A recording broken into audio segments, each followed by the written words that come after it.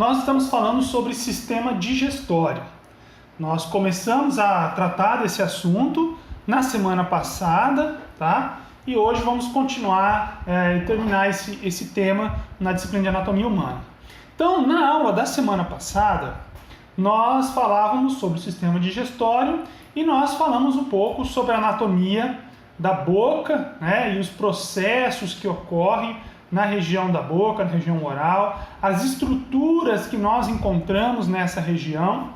Nós falamos um pouco da faringe, apesar de que nós já tínhamos falado sobre a anatomia da faringe quando nós falamos de sistema respiratório.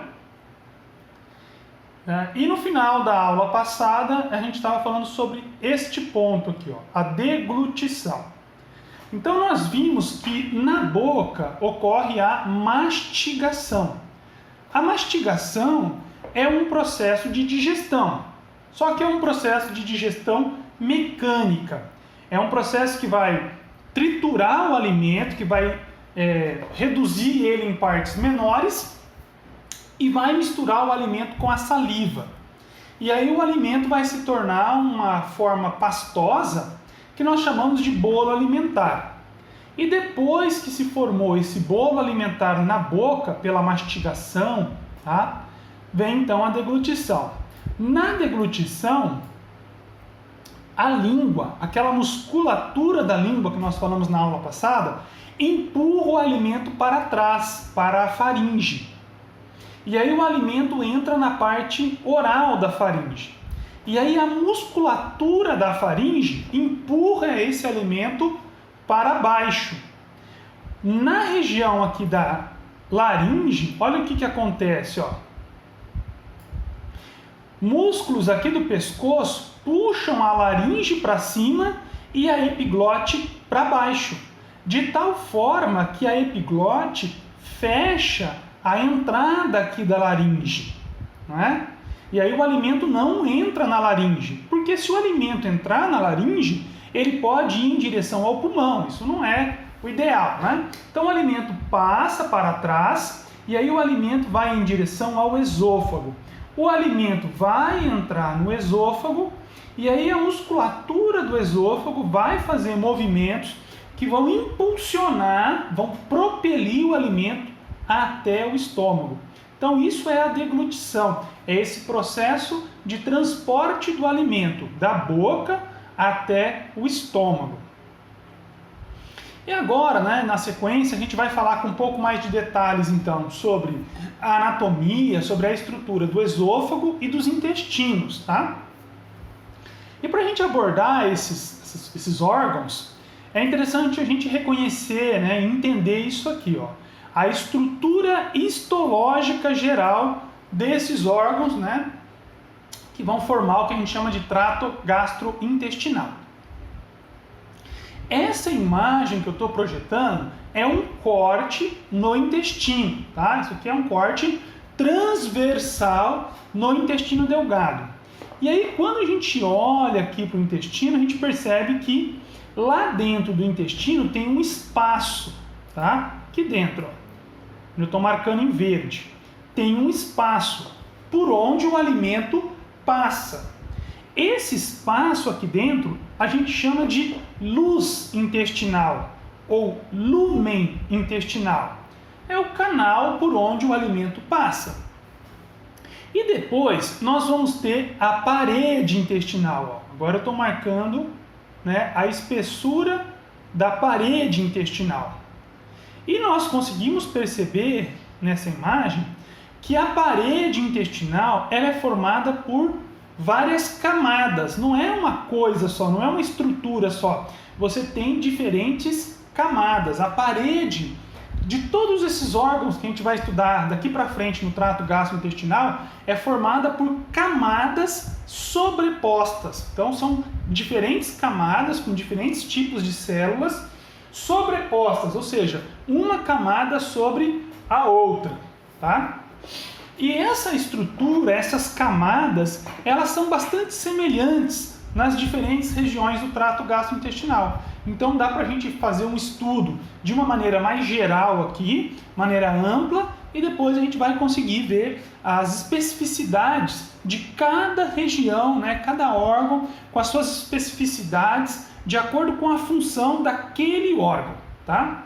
Então, em todos os órgãos do trato gastrointestinal, a primeira camada, aquela que fica mais próxima da luz, do lúmen, aquela camada que entra em contato com o alimento, a camada interna, é a que a gente chama de túnica mucosa, tá?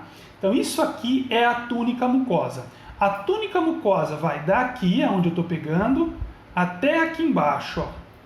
Tudo isso aqui, toda essa espessura é a túnica mucosa, tá? Então vocês estão vendo essas dobras aqui, ó, essas pregas, né? Essas dobras aqui, a gente chama isso aqui de pregas intestinais mesmo, tá? Isso aqui são as pregas no caso do intestino. O que essas pregas fazem?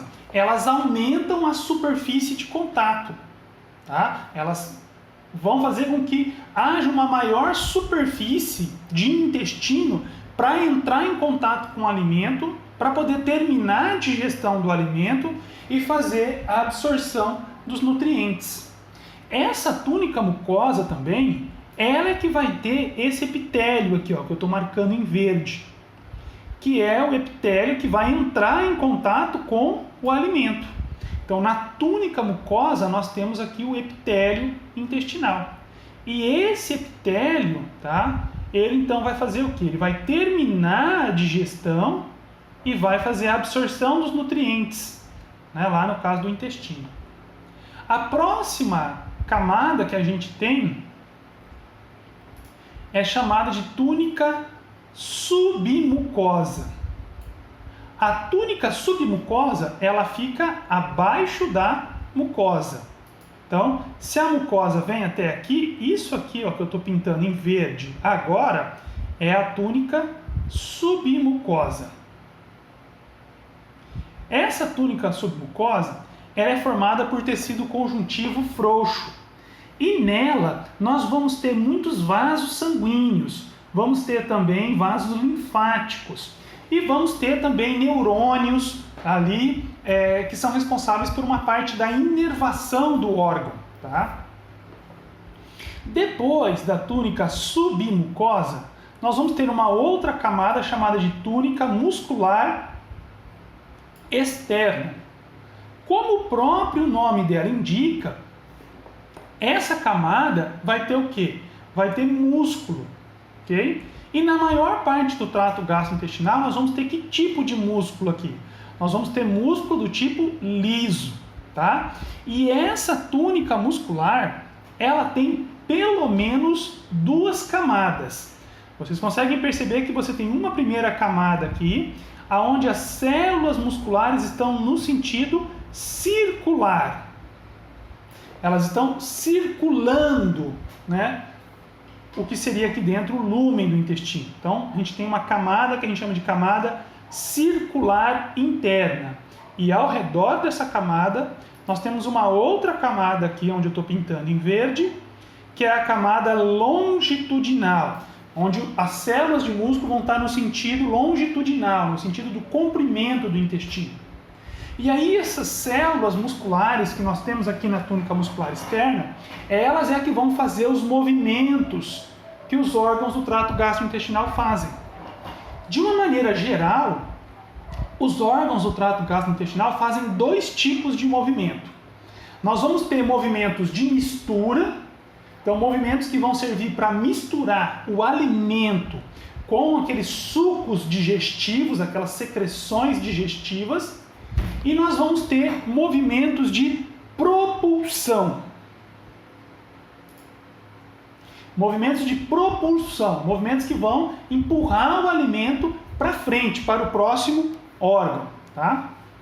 E aí, por fora, revestindo, né, toda a estrutura, nós vamos ter uma outra camada chamada de túnica serosa. Nessa túnica serosa, a gente vai ter primeiro um pouco aqui de tecido conjuntivo e por fora aqui um epitélio de revestimento, tá? Nos intestinos, né, na maior parte, a gente tem essa forma aqui com túnica serosa.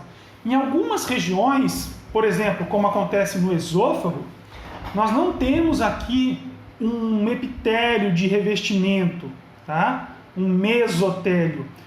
Não tem isso. Esse tecido conjuntivo que está aqui, ele simplesmente se continua com o tecido conjuntivo que está ao redor. Aí a gente não vai chamar de túnica serosa. A gente vai falar que tem uma adventícia, uma túnica adventícia, né? Igual tem lá nas artérias. Então essa é a estrutura histológica geral, né, do trato gastrointestinal. Nós temos lá dentro um canal, né, que é a luz intestinal ou lúmen intestinal, ou no caso do esôfago, a luz do esôfago ou lúmen esofágico, assim por diante. Tá? Depois nós temos uma camada, que é a túnica mucosa, que é aquela que entra em contato com o alimento. Depois a túnica submucosa, aonde nós temos muitos vasos sanguíneos, vasos linfáticos e neurônios. Depois a túnica muscular externa, aonde está a musculatura responsável pelos movimentos ali do intestino ou do estômago, tá? Aqui também, entre essas camadas de músculo, nós temos também neurônios, que a gente já vai estudar sobre eles. E revestindo, né, por fora, tem a túnica serosa, quando tem um epitélio, um mesotélio, e quando não tem um mesotélio, nós dizemos que tem uma adventícia. Nessa imagem, aqui também é o intestino, só que aqui não é um corte transversal. Aqui é um corte no sentido do comprimento do intestino, é um corte longitudinal. Então a gente consegue perceber aqui, ó, a túnica mucosa. Aqui, essa imagem é para o intestino delgado, ó, e ela está com uma ampliação, uma imagem que está bastante ampliada, bastante aumentada. Então a gente consegue perceber aqui na túnica mucosa. Aqui, como é um aumento menor, a gente consegue ver as pregas. Na verdade, em cima daquelas pregas, nós ainda temos essas estruturas aqui, ó. Essas estruturas são projeções, né, do epitélio da mucosa. Projeções com formato que parecem dedos de luva. Isso aqui são as vilosidades intestinais. Então, em cima dessas pregas aqui, nós ainda temos as vilosidades intestinais. Essas pregas você consegue ver a olho nu, tá? Essas vilosidades, você não consegue enxergar bem elas a olho nu. Quando você olha no intestino, você só percebe que a superfície dele é meio aveludada. E quem faz esse aveludado são essas vilosidades aqui intestinais, tá? E as células que formam essas vilosidades intestinais aqui, ó, formam a superfície, ainda vão ter microvilosidades. Então tudo isso é para aumentar a superfície de contato, a área de intestino que entra em contato com o alimento. Tá? A gente percebe de novo aqui na submucosa, ó, vasos sanguíneos em azul, em vermelho, em verde, vasos linfáticos. A gente percebe aqui nessa imagem também como é que esses vasos sanguíneos que estão na túnica submucosa, como é que eles se projetam lá para dentro das vilosidades intestinais.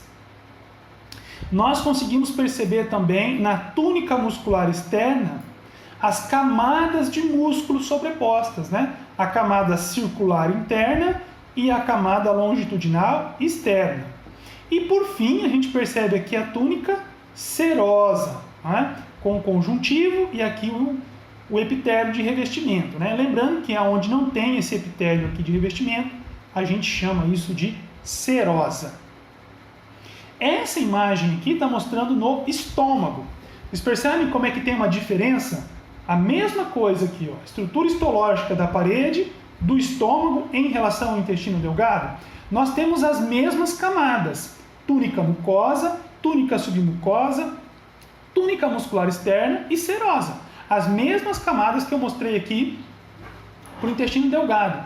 Só que você tem algumas diferenças.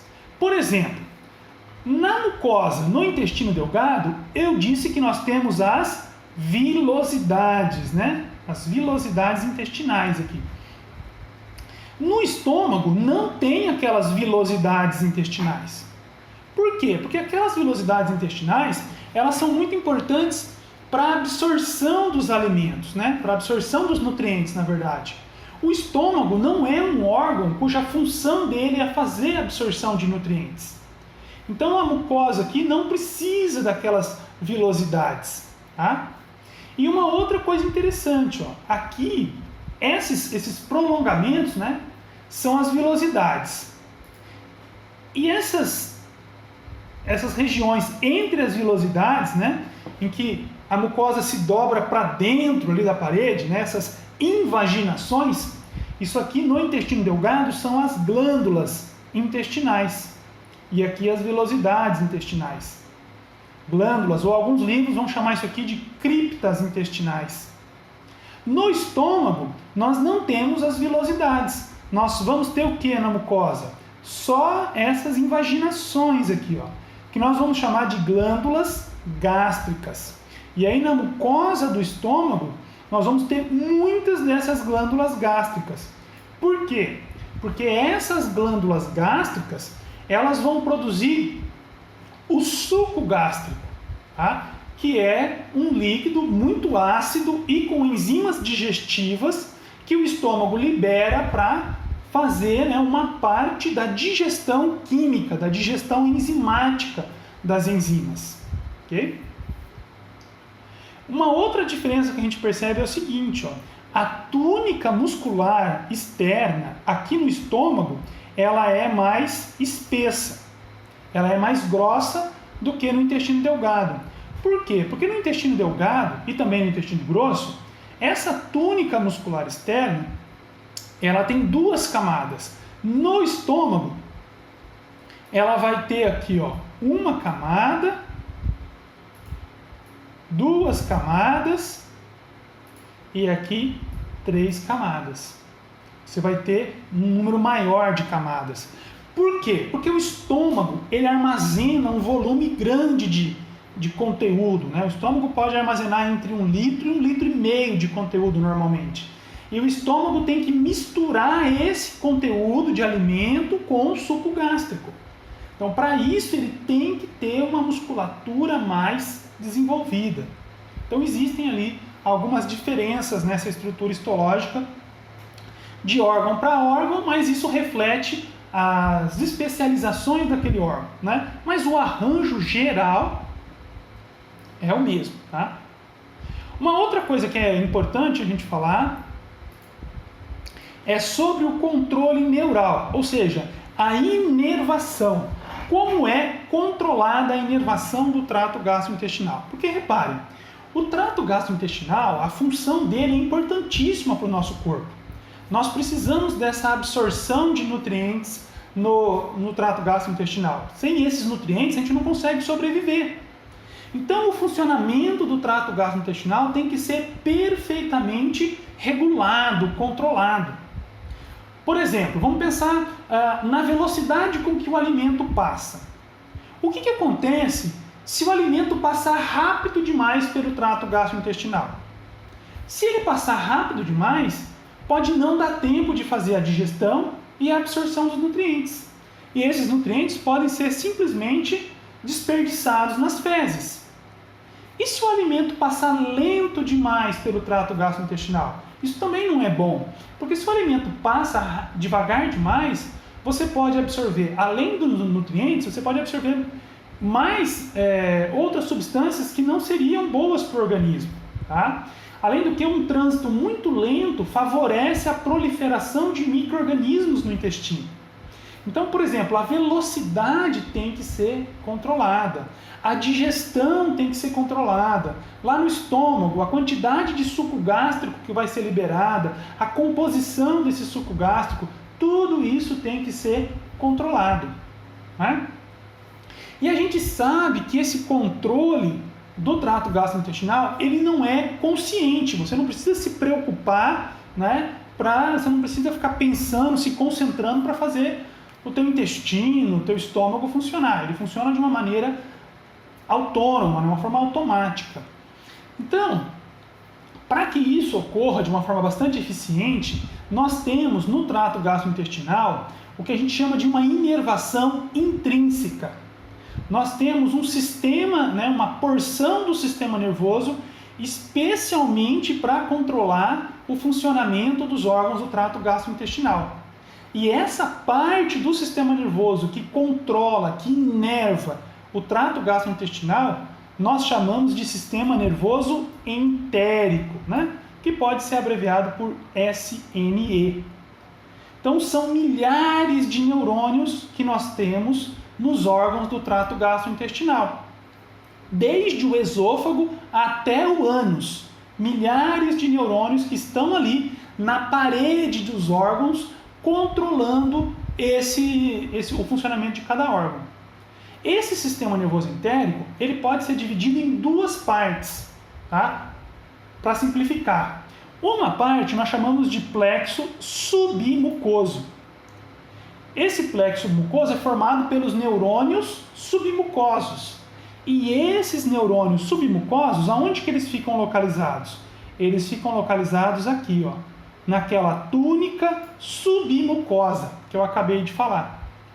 Por isso que os neurônios submucosos, eles estão mais relacionados com o controle das funções aqui, ó, da mucosa.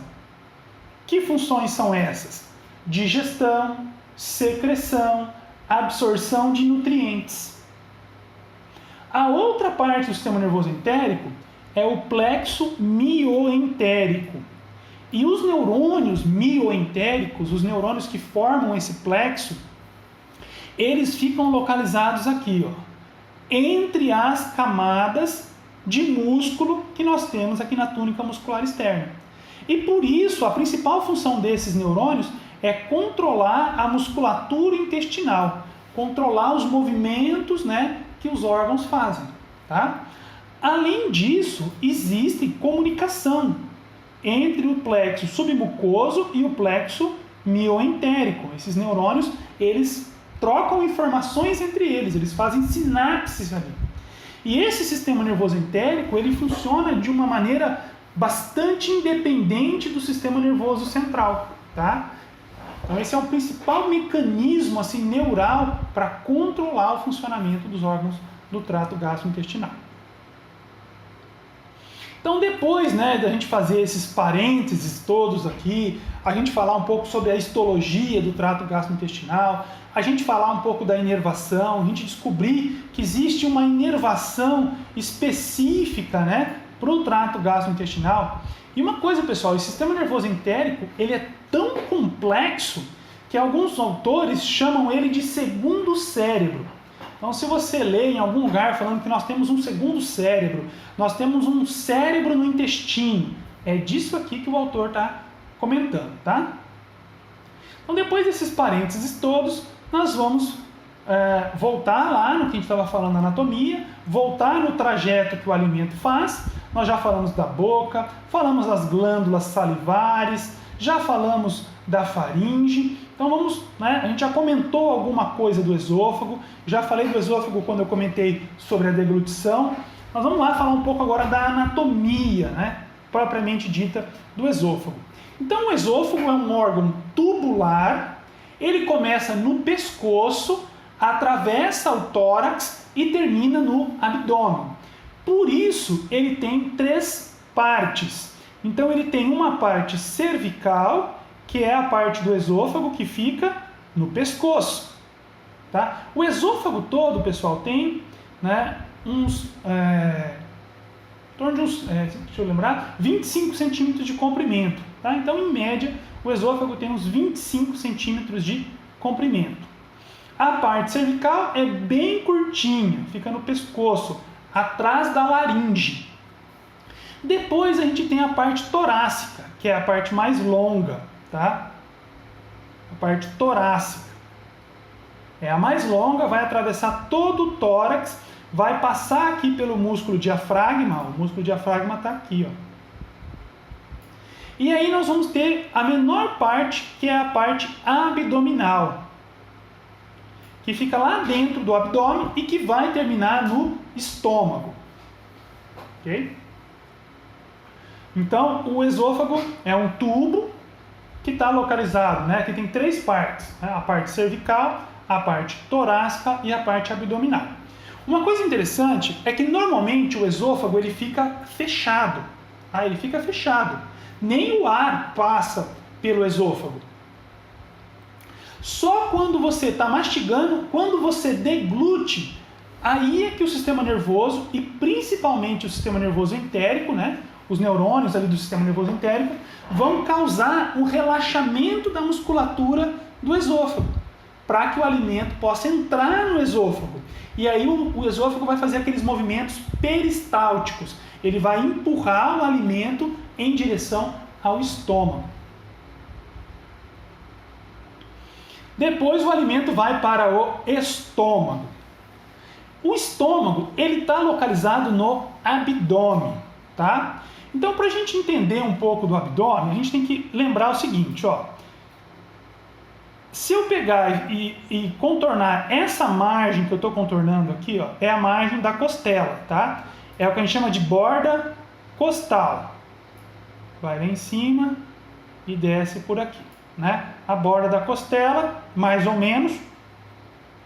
Então, aqui em cima é o tórax, aqui embaixo é o abdômen e aqui lá dentro a gente vai ter a pelve. A gente pode dividir o abdômen de diversas maneiras. A forma mais comum da gente dividir o abdômen é a gente dividir o abdômen em 4 regiões, em 4 quadrantes.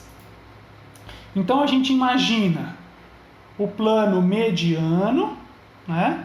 Passa mais ou menos assim, e a gente imagina um outro plano que atravessa aqui o umbigo, que a gente chama de plano transumbilical.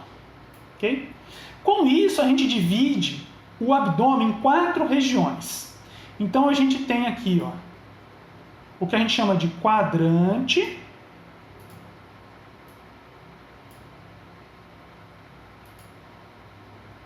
superior direito do abdômen,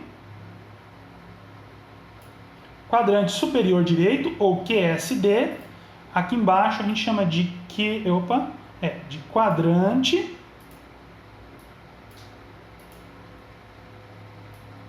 inferior direito. Do outro lado, né, aqui a gente vai chamar de quadrante superior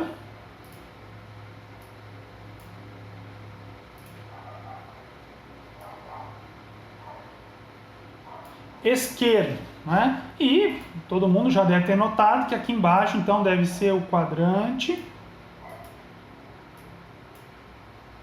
inferior esquerdo.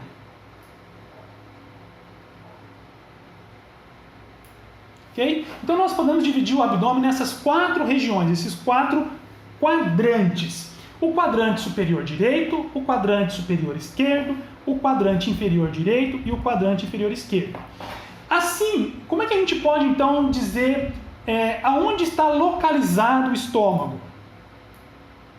Qual é a localização do estômago? A maior parte do estômago vai estar localizado aonde? No quadrante superior esquerdo do abdômen, tá? Quadrante superior esquerdo do abdômen. Como que é a forma do estômago?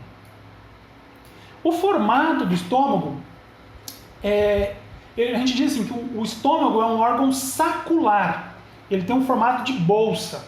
Ele não é igual ao esôfago, igual ao intestino delgado, que tem um formato de tubo, um formato tubular. O estômago tem um formato sacular, um formato de bolsa, tá? Quando ele está vazio, como a gente está vendo nessa imagem aqui, ó, ele fica mais curto e mais largo. Agora, quando tem alimento no estômago e a pessoa está em pé, não é? O que acontece? Aquele alimento tende, pela força da gravidade, a descer para cá. Ó. Então, nessa situação, quando a pessoa tem alimento no estômago e a pessoa está em pé, o estômago fica com um formato mais de letra J, né? Um formato que lembra uma letra J. Então, o formato do estômago varia de acordo com o grau de enchimento do órgão, o grau de preenchimento do órgão e a posição que o indivíduo está, tá? Mas, geralmente, os livros vão falar isso, né? Que é um órgão que tem um formato sacular, ou alguns vão dizer que tem um formato de letra J. Então, isso reflete um pouco como é um órgão que tem um formato que varia bastante, ok? Aqui está mostrando, ó, num exame com contraste. Então, eles dão para a pessoa consumir, né, ingerir um líquido com contraste e faz um raio-x. Olha o formato aqui do estômago, né, parecendo uma letra J. Quais são as regiões do estômago? Então, aqui está mostrando o esôfago, ó, finalzinho do esôfago, a parte abdominal do esôfago. E aqui está mostrando o estômago. Aqui já é o intestino delgado, tá? Então a gente percebe primeiro que o estômago ele tem duas bordas. Ele tem uma borda mais longa que fica voltado para a esquerda e que a gente chama de curvatura gástrica maior. Ó, essa curvatura gástrica maior, ela fica aqui, ó. É essa borda que eu estou contornando aqui. Fica voltado para o lado esquerdo.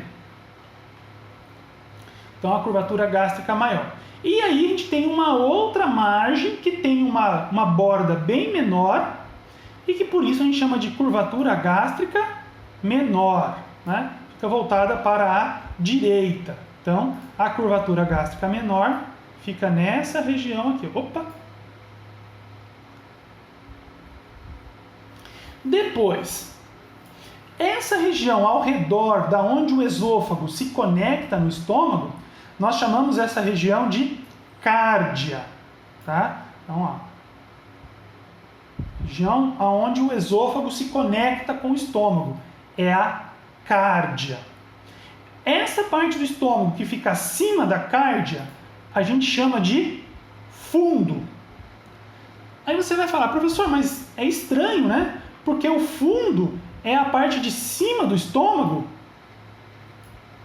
Quando a gente vê essa palavra fundo, geralmente a gente pensa aquilo que está embaixo, né?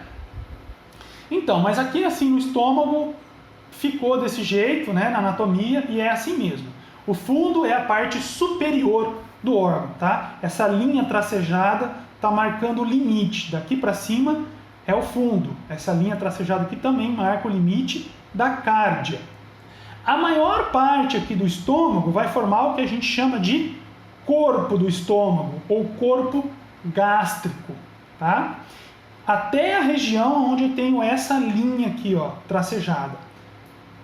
Onde o estômago começa a se estreitar, a ter um formato bem de funil, e ele vai formar aqui o que a gente chama de parte pilórica, tá? E aí essa parte pilórica, ela se estreita bastante e forma o que a gente chama de piloro. Então o piloro é o final aqui do estômago. O estômago vem até aqui. Daqui para cá é o intestino delgado, tá? Então o que acontece? O alimento, ele vem pelo esôfago e ele entra aqui no estômago. E aí o alimento vai ficando aqui no estômago.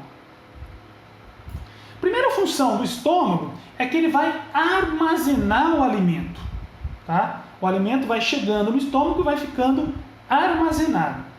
Para isso, uma coisa interessante é a gente perceber o seguinte, ó, nessa região aqui do piloro e também bem aqui, ó, no finalzinho do esôfago, aonde o esôfago termina no estômago, nós vamos ter o que a gente chama de esfíncter, tá? Então nós vamos ter aqui o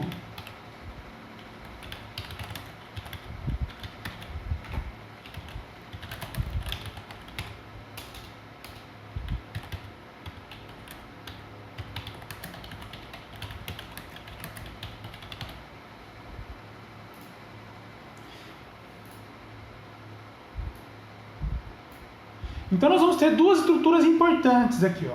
O esfíncter esofágico inferior e o esfíncter pilórico, ou piloro. O esfíncter esofágico inferior é esse aqui, ó, fica no esôfago. E o esfíncter pilórico, ou piloro, é esse aqui. O que são esses esfíncteres? Acontece que nessas regiões a musculatura ela é mais espessa e ela se contrai fechando. Então o esfíncter esofágico inferior ele fecha completamente o esôfago. Tá? Quando você não está se alimentando, você está em repouso, esse esfíncter ele fica fechado e ele não deixa que nada passe do esôfago para o estômago e nem do estômago para o esôfago. O esfíncter pilórico ele também fica fechado e ele não deixa que nada passe do estômago para o intestino delgado e nem do intestino delgado para o estômago. Quando você se alimenta, durante a deglutição, assim que o alimento está vindo pelo esôfago, quando o alimento chega nessa região, esse esfíncter esofágico inferior, ele relaxa para o alimento passar para dentro do estômago. Mas depois disso, esse esfíncter fecha. E o esfíncter pilórico fica fechado também. Aí o alimento fica dentro do estômago. Você vai se alimentando e o estômago vai enchendo e ele vai distendendo, ele vai aumentando. E aí o estômago começa a produzir e liberar o suco gástrico.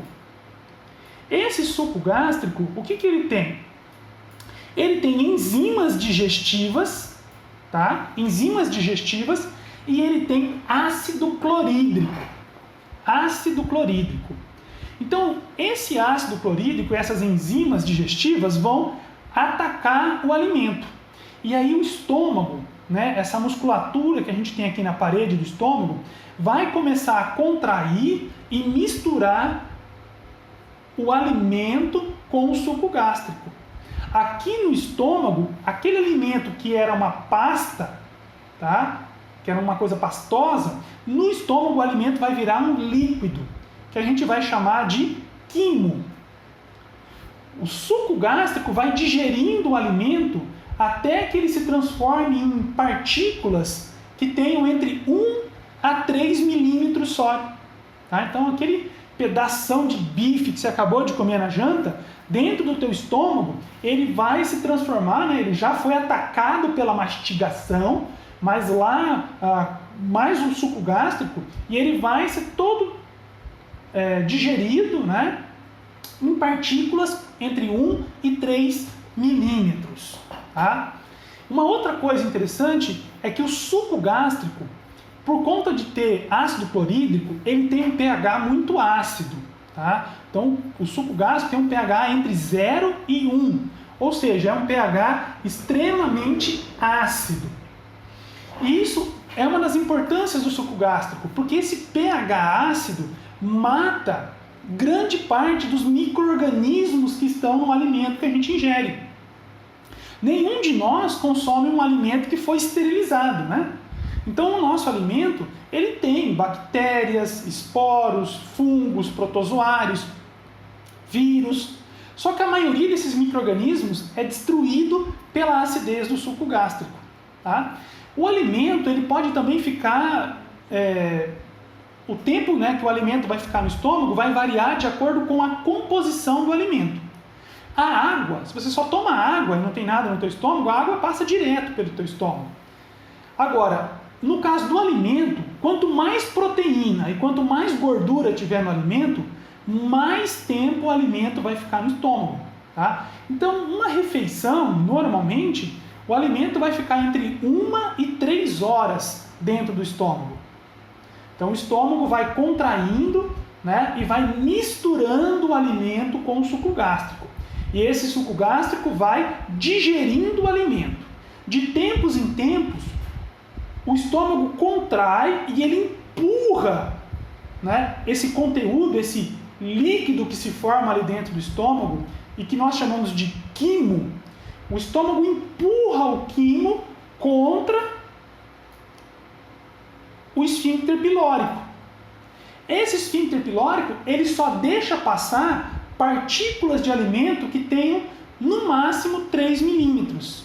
Então aquelas partículas de alimento que já foram digeridas e que têm menos de 3 milímetros, essas partículas passam para o intestino delgado.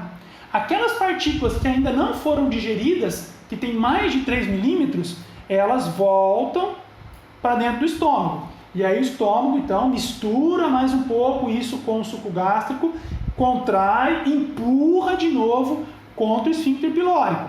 Aquilo que está digerido já passa, né, tem menos de 3 milímetros, passa para o intestino delgado. E assim o estômago fica o tempo todo quando tem alimento.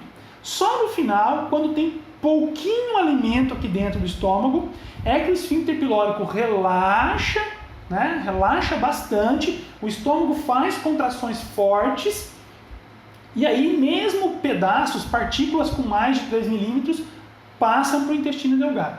Tá? Só no finalzinho da digestão é que isso acontece. Né? E é assim que aqueles grãozinhos de milho que a gente não mastigou acabam indo parar depois nas nossas fezes. Tá? Então esse é um pouco, né, da anatomia do estômago e das suas funções. Aqui de novo, né, mostrando a estrutura, mostrando aqui a mucosa do estômago, aonde vai produzir o suco gástrico. Uma coisa muito interessante, pessoal, é que, como eu disse, o suco gástrico ele tem um pH muito ácido, tá? E aí, essa mucosa do estômago, além de produzir esse suco gástrico, ela também produz um muco. E esse muco forma uma camada, esse muco gástrico, ele cobre toda a superfície do estômago. E esse muco do estômago, ele é muito rico em bicarbonato. E esse bicarbonato protege o estômago contra a acidez do suco gástrico. Então é por isso que o suco gástrico, né, não digere o próprio estômago, não perfura o próprio estômago. Porque a mucosa do estômago protege o estômago contra o suco gástrico. Tá? Aqui está mostrando a estrutura da musculatura, né? Para a gente ver que no estômago nós temos 3 camadas de músculo. Você tem uma aqui, a longitudinal externa, a circular interna, e você ainda tem músculo no sentido oblíquo. Então aqui está mostrando a musculatura do estômago. Essa imagem está mostrando 2 estruturas que são importantes para manter o estômago na posição em que ele fica ali dentro do abdômen.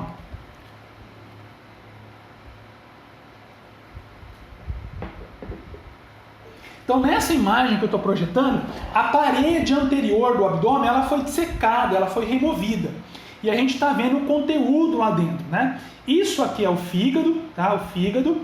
Aqui está o estômago. Ó, a gente consegue perceber o estômago aqui, ó, onde eu estou circulando ele. O estômago, aqui. E aí a gente percebe o seguinte: primeiro, nós temos essa prega aqui, ó, que eu estou circulando. Essa prega de tecido conjuntivo, com bastante tecido adiposo também infiltrado, que vai do estômago até no fígado, né? Vai da curvatura gástrica menor até no fígado. Isso aqui a gente chama de omento menor. Serve para fixar o estômago no fígado.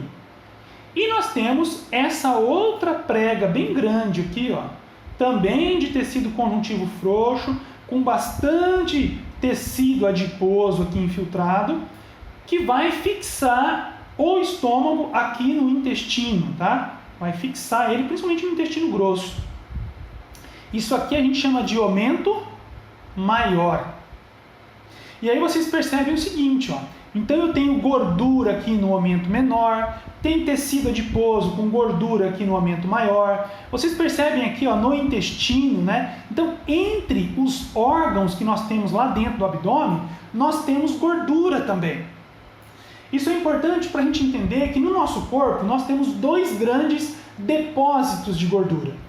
Nós temos um depósito de gordura que fica embaixo da nossa pele, que é o que a gente chama de tela subcutânea. E nós temos um outro depósito, um outro volume de gordura, que é essa gordura que eu estou mostrando aqui, que fica lá dentro do corpo, fica entre os órgãos. Isso aqui a gente vai chamar toda essa gordura de gordura visceral. E quando a gente fala em obesidade, que é um assunto muito em alta, que se fala muito hoje, é uma questão muito importante hoje em dia, Quando a gente fala na obesidade, se fala muito em gordura visceral, tá? Por quê? Porque se sabe que o que é a obesidade? Obesidade é o aumento da quantidade de gordura no corpo. E quando você tem um aumento na gordura, você tem um aumento na gordura subcutânea, essa gordura que fica embaixo da pele, e também um aumento na gordura visceral. E hoje em dia se fala muito em gordura visceral, porque hoje em dia já se sabe que à medida em que aumenta a quantidade de gordura visceral que a gente tem no nosso corpo, isso pode causar sérios problemas para a nossa saúde. Por quê? Porque essa gordura visceral, além dela funcionar como um reservatório de energia, né, que é a função mais conhecida da gordura, essa gordura visceral ela também tem células ali que produzem hormônios. E quando você aumenta demais a quantidade de gordura visceral, você altera a produção desses hormônios.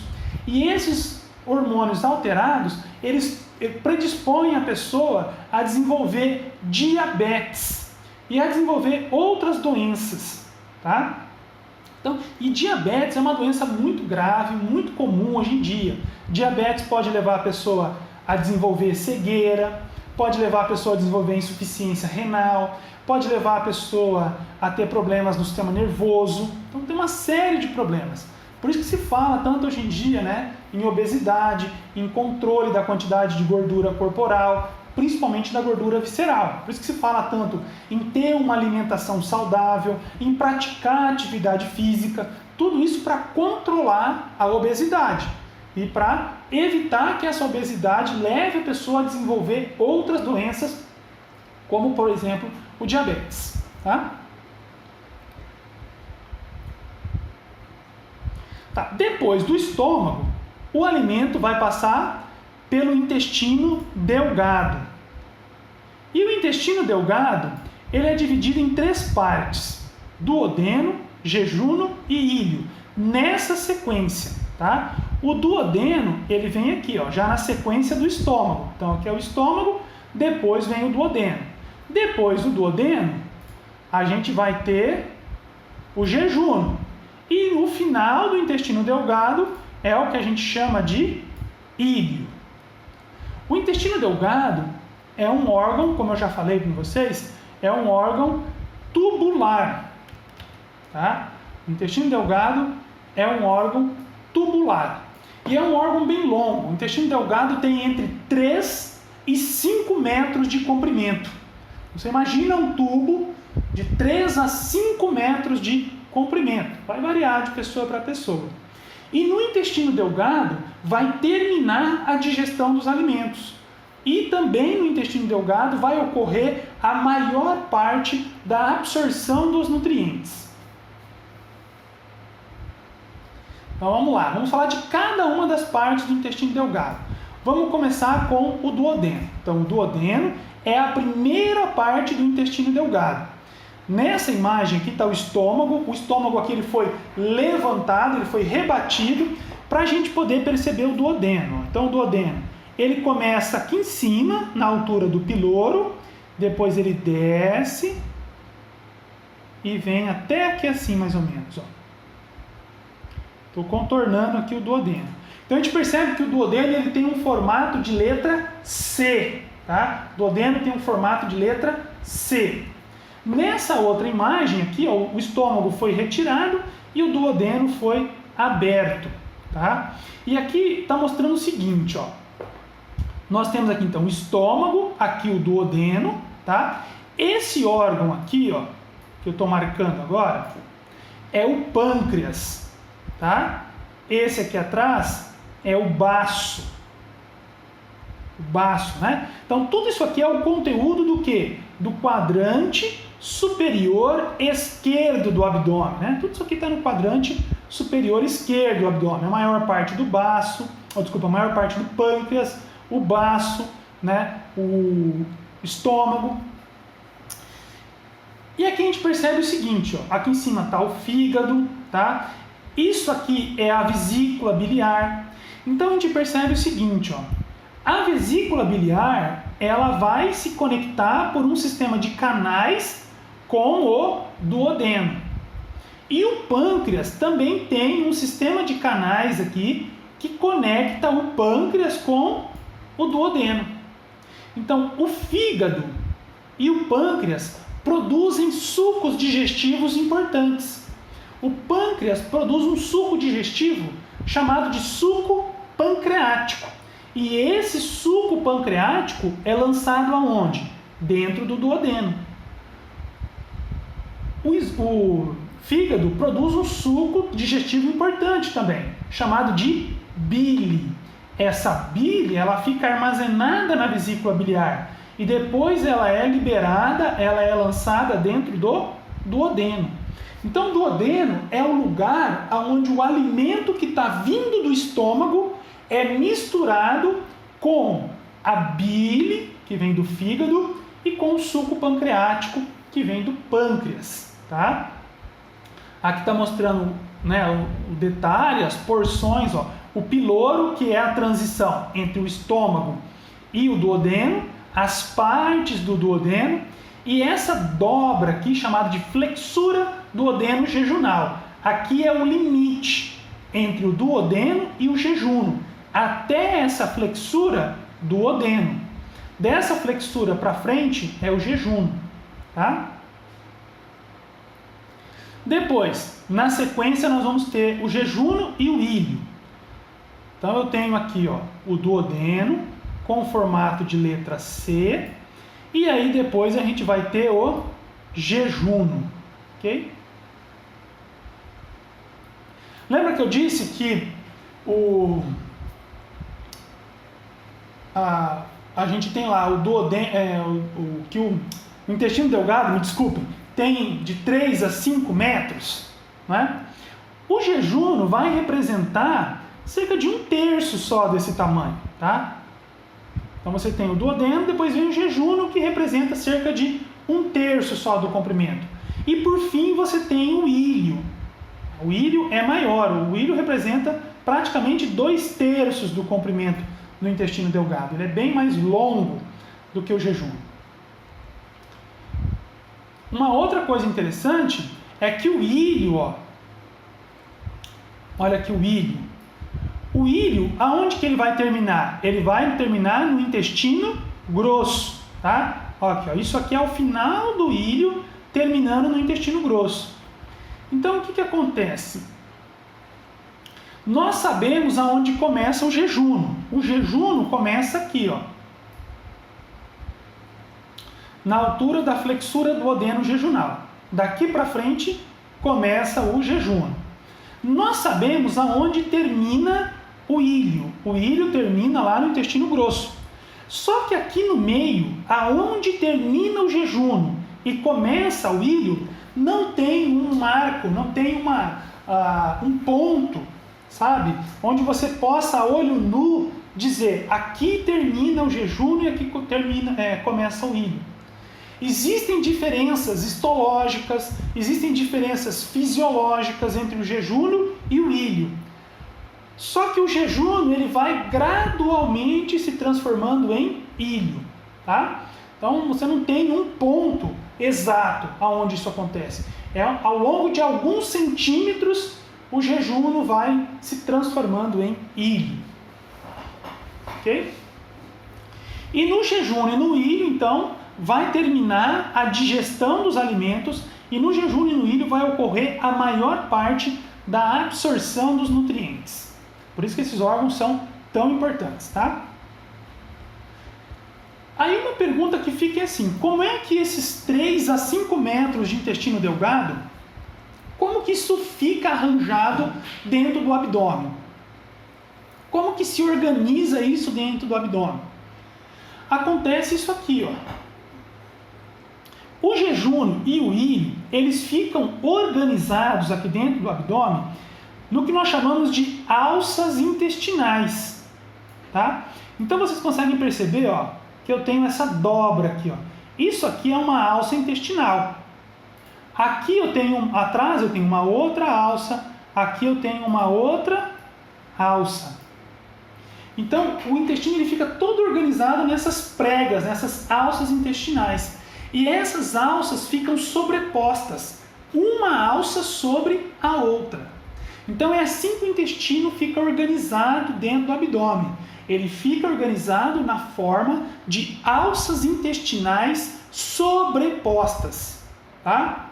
E aqui, para formar essas alças e para organizar essas alças, tem uma estrutura muito importante. Tem uma estrutura, deixa eu colocar aqui, chamada de mesentério, tá?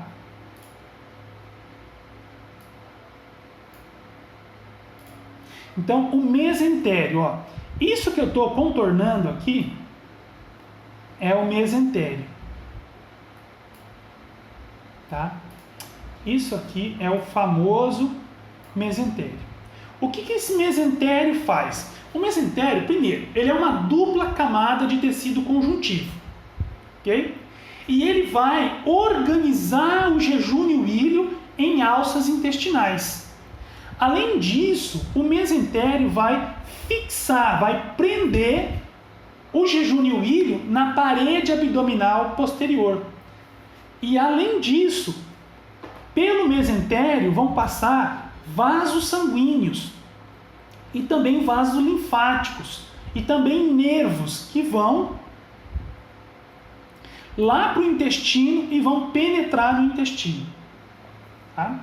Bastante importante. Então o alimento vem, esôfago, estômago, aí o alimento entra no intestino delgado, duodeno, jejúno, íleo.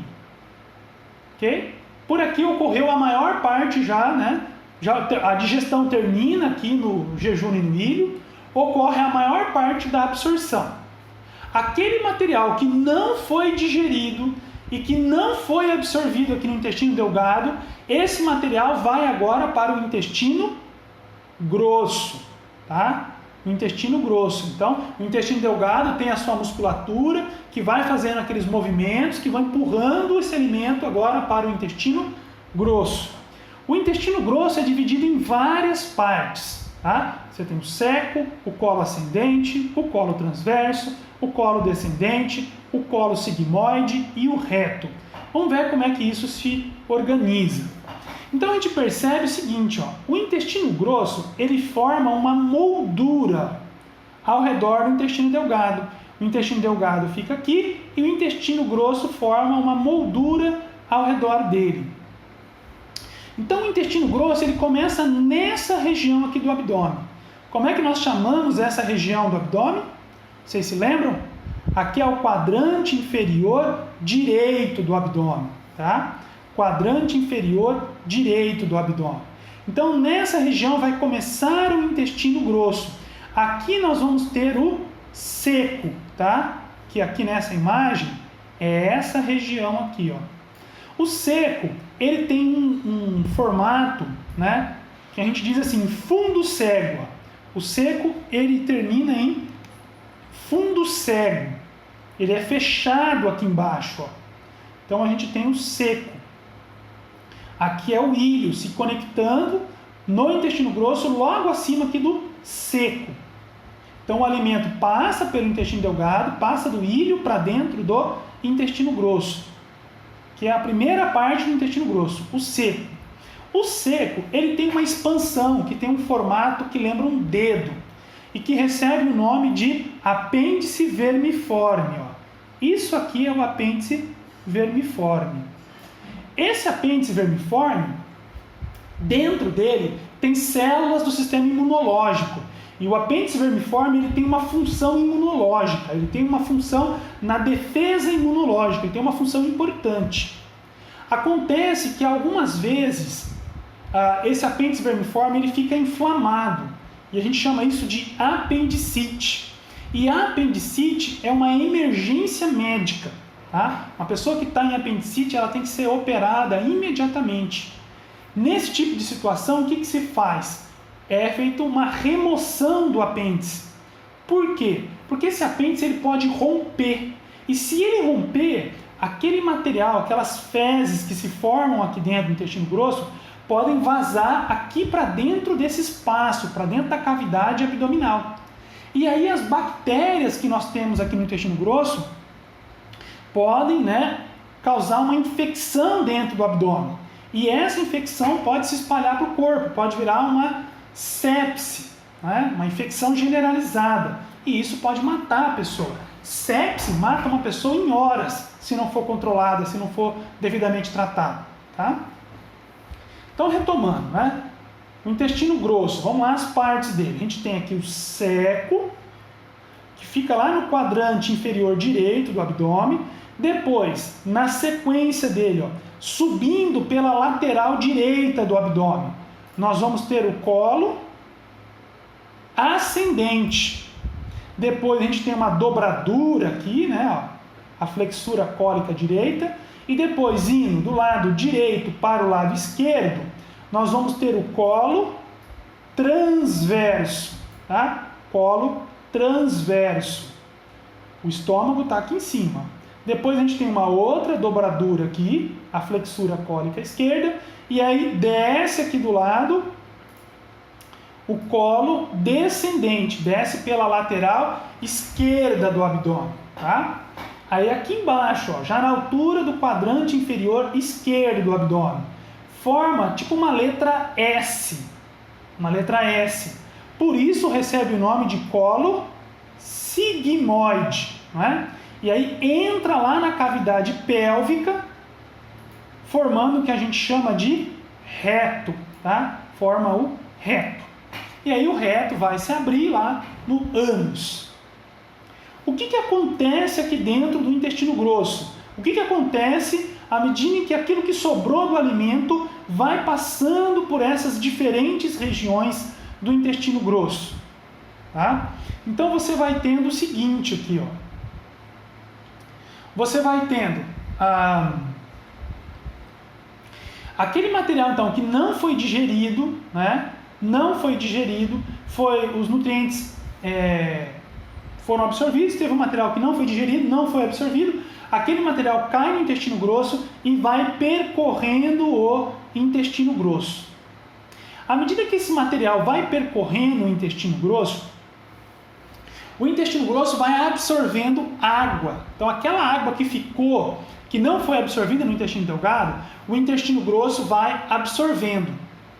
Além disso, aqui dentro do intestino grosso nós temos bactérias. Estima-se que a gente tem em torno de 500 espécies diferentes de bactérias dentro do intestino grosso. Muitas dessas bactérias são importantes para o nosso organismo. Por exemplo, algumas dessas bactérias produzem vitamina K, que é uma vitamina que é importante para o nosso corpo no mecanismo de coagulação do sangue.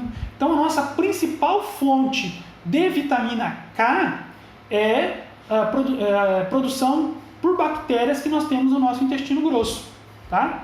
Então, à medida que a água vai sendo reabsorvida ali no intestino grosso, essa vitamina K também vai sendo absorvida e outros nutrientes, por exemplo, sódio, tá? Potássio, alguns minerais ali também são absorvidos no intestino grosso.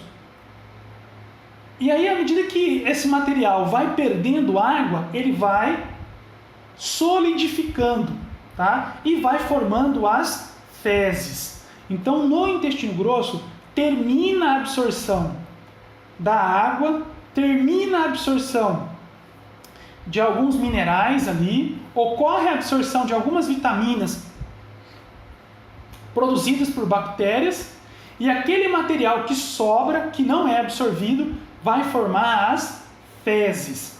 As fezes vão ficando armazenadas no reto, até que elas sejam eliminadas do nosso corpo na defecação. Né? Aqui está mostrando, ó. Então a gente tem o seguinte, aqui, essa região, ó, é o canal, né?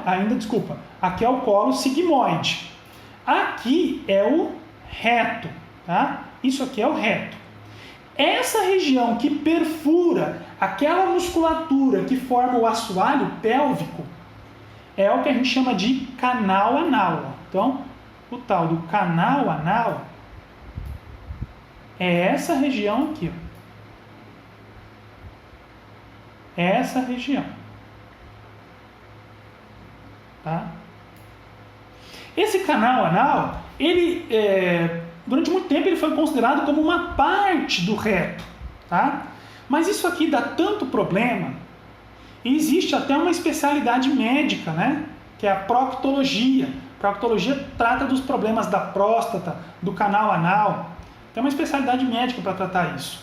Então, os livros mais novos tendem a considerar esse canal anal como uma estrutura à parte do reto. Outros livros vão considerar como uma porção do reto. E o ânus é a abertura que você tem aqui, né? Uma coisa interessante é que aqui na região do canal anal, nós temos muitas veias aqui, ó, na submucosa. E muitas vezes essas veias, elas formam varizes, tá? Essas varizes são chamadas de hemorroidas. É muito comum varizes nessas veias, as hemorroidas. Causam desconforto, pode dar sangramento, pode dar infecções nesse local, tá? E aí o tratamento tem medicamentos para tratar, ou às vezes o tratamento tem que ser com cirurgia mesmo. Então, aquele material que sobrou, aquele material que não foi digerido, que não foi absorvido, vai formar as fezes, e essas fezes são eliminadas do corpo durante a defecação. Ok? Aqui está mostrando a conexão, né, entre o íleo e o intestino grosso, esse é detalhe. Mostrando algumas características do intestino grosso. O intestino delgado é um tubo liso, né? O intestino grosso, a superfície dele não é lisa, ele tem essas bolsas, ó. Essas bolsas que a gente vê na superfície do intestino grosso são chamadas de saculações do colo, tá? Uma outra coisa interessante é que aderido na parede do intestino grosso, né, colado ali no intestino grosso, nós temos esses pingentes aqui de gordura, que são chamados de apêndices adiposos do colo. O nome aqui está errado, tá? Não é omental, não. É apêndices adiposos do colo.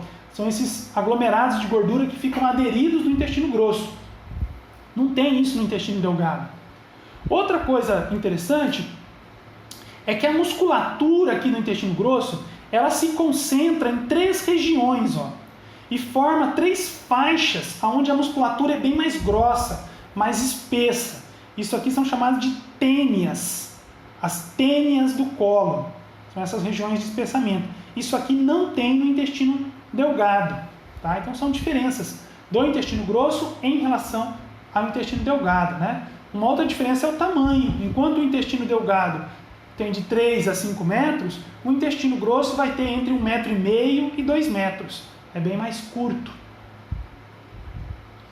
Vamos falar agora do fígado. Então, o fígado é uma glândula que está anexa ao trato gastrointestinal. O fígado está localizado principalmente aqui no quadrante superior direito do abdômen, né? A maior parte dele está no quadrante superior direito. Depois da pele, o fígado é o maior órgão do nosso corpo. E o fígado é um órgão muito importante. A gente aprende lá em bioquímica que o fígado é o centro do metabolismo. O fígado tem muitas funções diferentes. Aqui está um resumo das principais funções.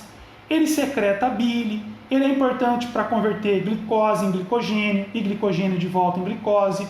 Ele é importante para fazer a neoglicogênese, que é a produção de glicose. Ele é importante no metabolismo de gorduras. Ele é importante para formar os sais biliares.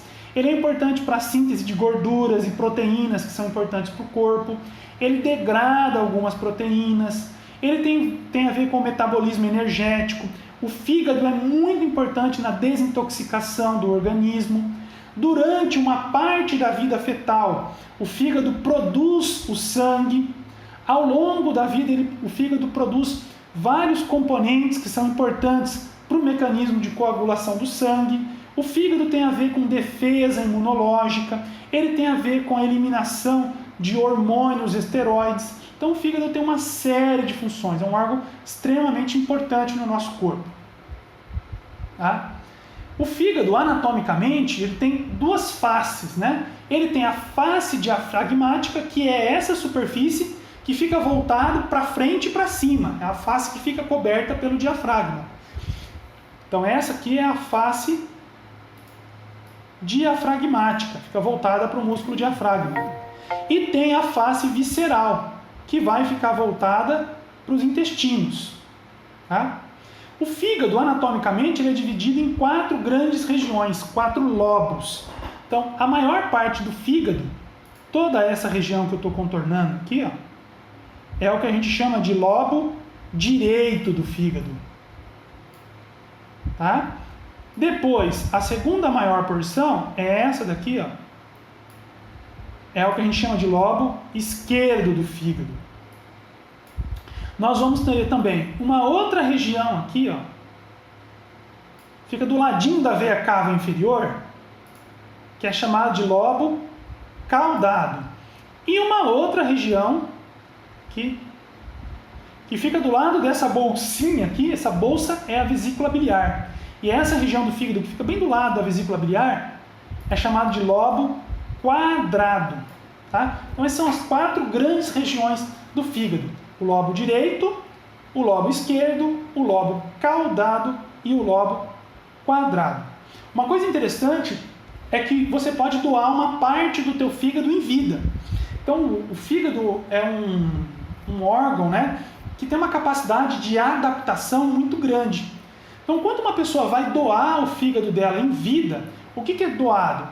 O lobo esquerdo. O cirurgião vem aqui, remove o lobo esquerdo e transplanta em outra pessoa. A pessoa que recebeu vai sobreviver só com isso aqui, só com esse lobo esquerdo. Ele vai se adaptar para dar conta do organismo daquela pessoa. O restante que sobra aqui vai se adaptar e vai dar conta, né, da pessoa. A pessoa vai viver normalmente sem o seu lobo esquerdo. Tá? Uma coisa também interessante é que a gente tem essa região aqui, ó, do fígado, aonde vai penetrar e sair do fígado várias estruturas. Essa região é chamada de porta do fígado, ou alguns livros vão chamar isso aqui de hilo do fígado. Então nessa região vai penetrar no fígado uma veia chamada de veia porta do fígado. Essa veia leva sangue para dentro do fígado. Vai penetrar aqui também uma artéria chamada de artéria hepática própria, que é uma artéria que também leva sangue para dentro do fígado.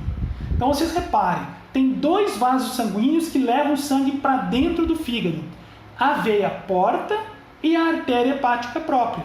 Mas qual que é a diferença? A veia porta leva para dentro do fígado o sangue que vem lá dos intestinos, o sangue que traz os nutrientes que foram absorvidos no intestino. A artéria hepática própria leva para dentro do fígado o sangue que está vindo dos pulmões, o sangue rico em oxigênio, para oxigenar os pulmões. Tá? Sai aqui do hilo hepático os ductos hepáticos, tá? Esses canais que estão em verde aqui. Ó. Por quê? Porque a bile ela vai sendo produzida dentro do fígado, ela sai do fígado por esses ductos hepáticos e essa bile fica armazenada aqui, ó, na vesícula biliar. E aqui da vesícula biliar, a bile é bombeada lá para dentro do duodeno. E também nessa região vão penetrar no fígado vasos linfáticos e também nervos, tá? E aí existe o que a gente chama de circulação portal do fígado. O que é essa circulação portal do fígado? Ó, esses vasos sanguíneos que estão em roxo nessa figura vão formar aquilo que a gente chama de circulação portal do fígado. O que isso aqui quer dizer? Isso aqui quer dizer o seguinte, ó, deixa eu colocar um esquema aqui para vocês.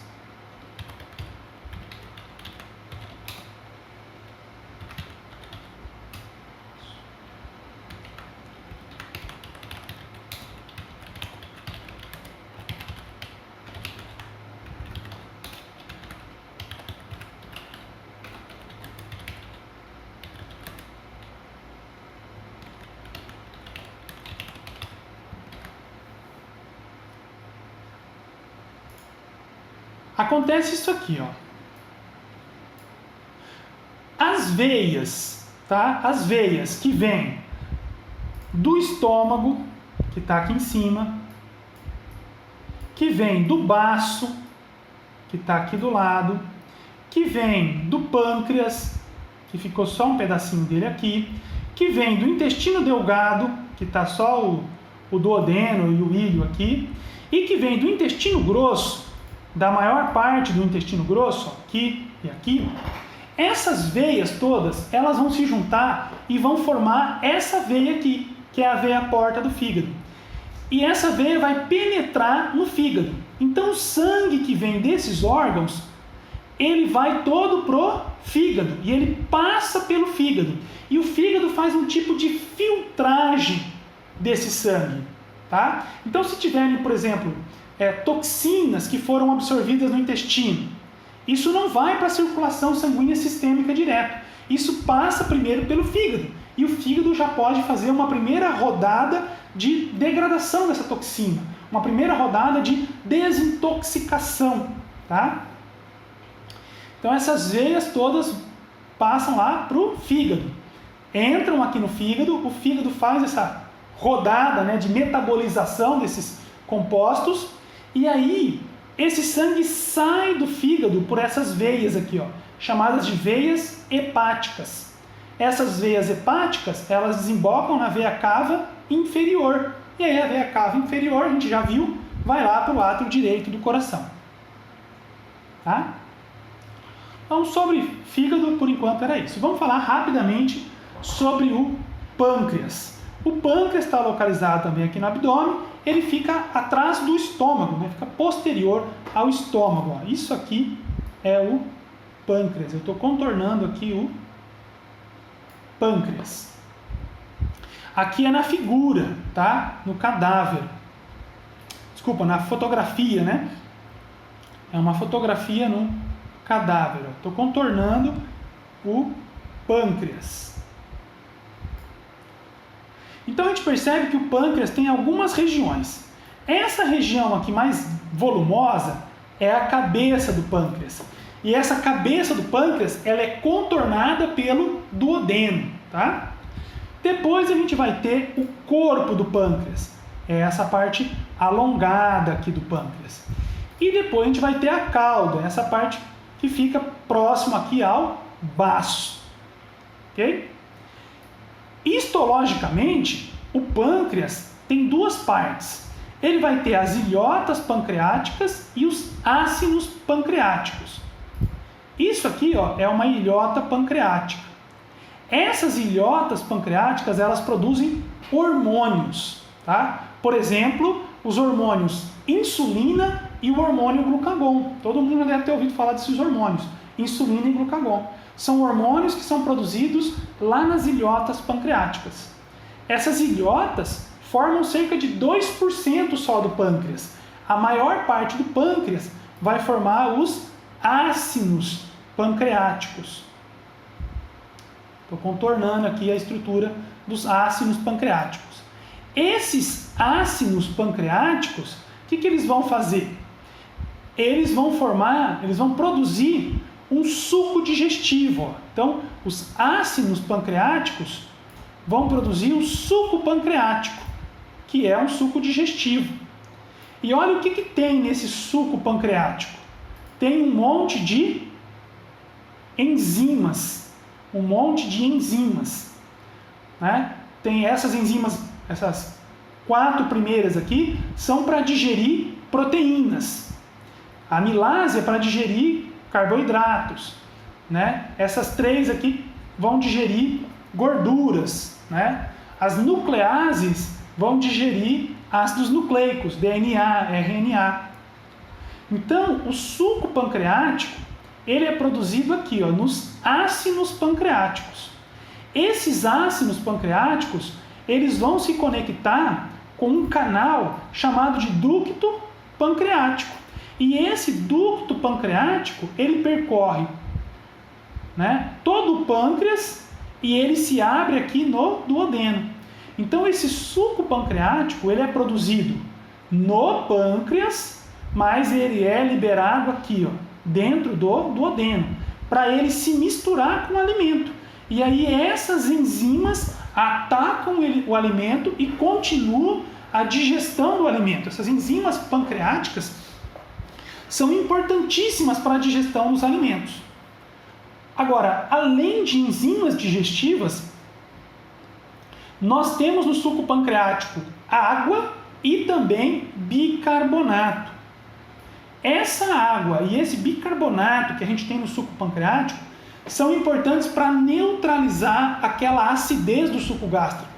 Lembra? No estômago o alimento é misturado com o suco gástrico, que é muito ácido. E aí do estômago o alimento passa para o duodeno. Né?